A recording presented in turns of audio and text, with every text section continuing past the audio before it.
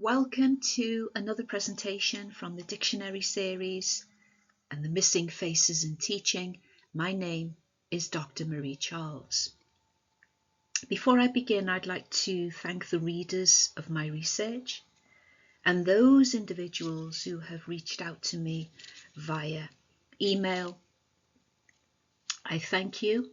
And to all the parents who are sharing my research with their children and taking control of their historical optics. Now, from the last presentation, I talked about the importance of Dr. Clarke. All history is a current event, and it really is a very important mantra that is kept uppermost, particularly in my mind, as I do and carry out this research. Now, as you can see, all history is a current event. I've taken the surname Sanders, and those three famous individuals all share the same surname. We have Marcus Sanders, also known as Tariq Nasheed.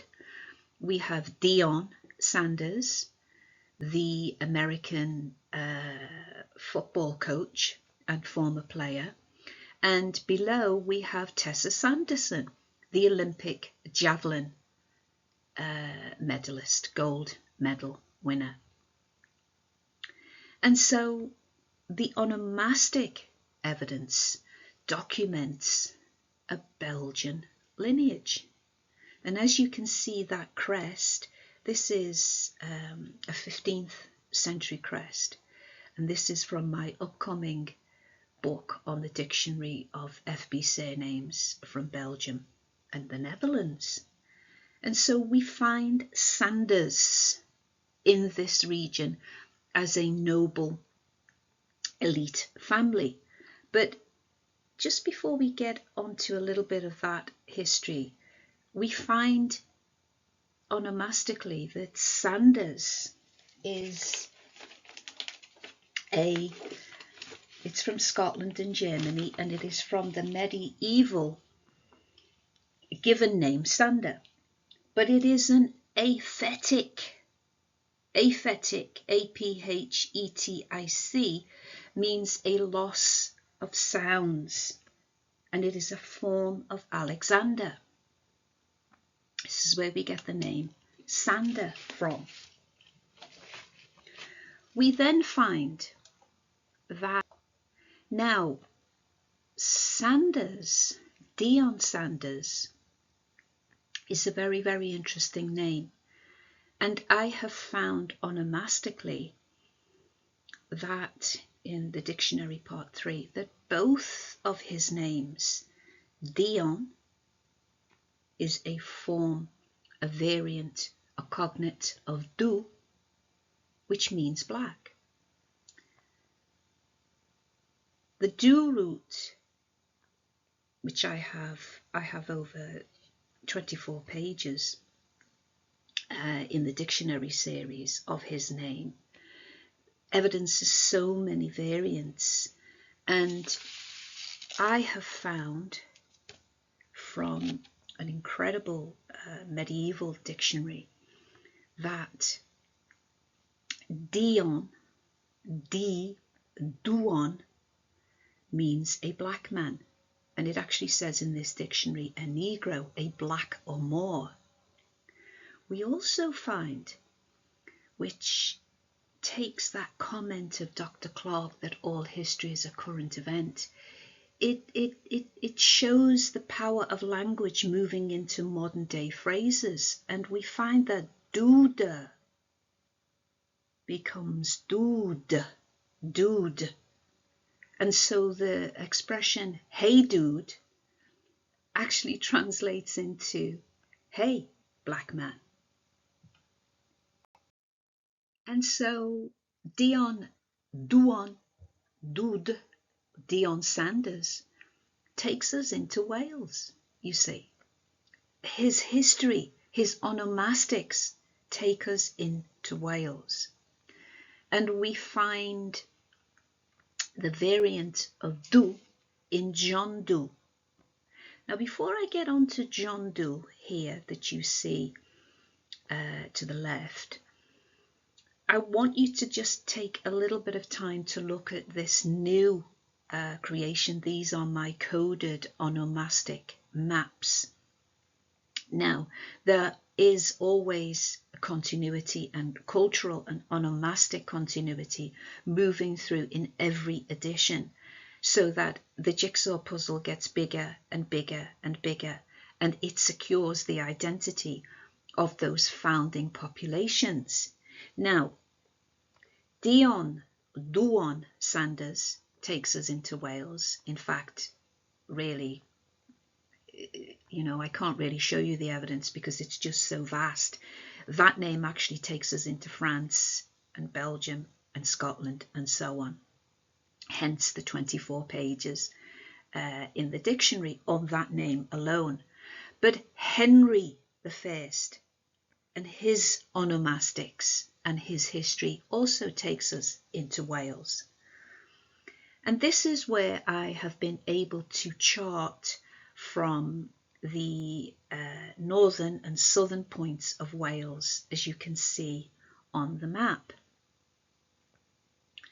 But Henry, let's just take a little bit of onomastic evidence and historical evidence from Henry. We know of his phenotype, that has been well documented. Henry, incidentally, is born in Yorkshire, and you can see his code next to his evidence, his coin. And this is very important, that we keep those geographical regions fresh and uppermost in our minds. But Henry takes us to Gwynedd, and I'd like you can see that identified just below Conway on the map.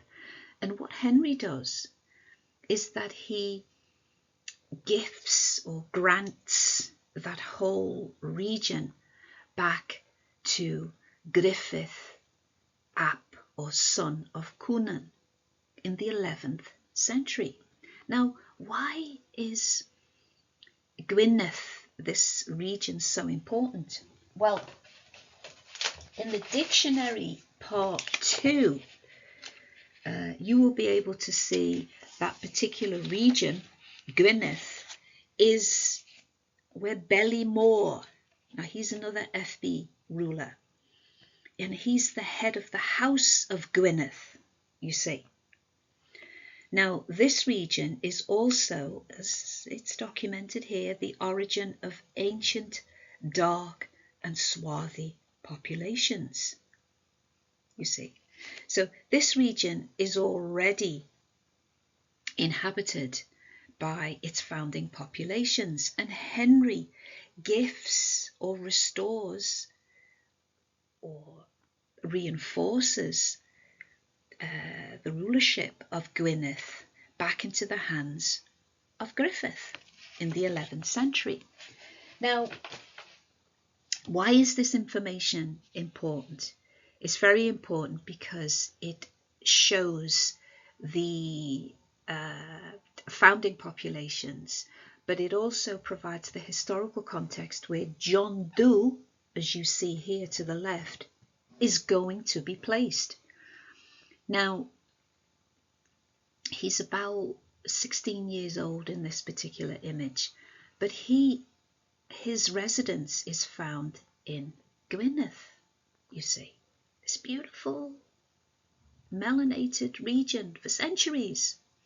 But as we might expect, we find that mainstream reporting and storytelling has placed John Doe as an African found in the woods, in an African wood. This is how it's reported, and he's brought back, stolen on a ship, and somehow mysteriously finds himself in Gwynedd, you see. But John Doe is at home. He's totally indigenous in this region, in Gwynedd. And so as we start to put the pieces back together, the dictionary series and part 3 I have just given you one slice of a book that's probably going to be about 250 pages because it's so rich. I'm hoping to kind of get ready to conclude on this because there's just so much evidence. And so as we move towards its completion, I want you to think about all of those southern and northern regions of Wales that were originally FB populations. Until next time, Ku Amsha to awaken.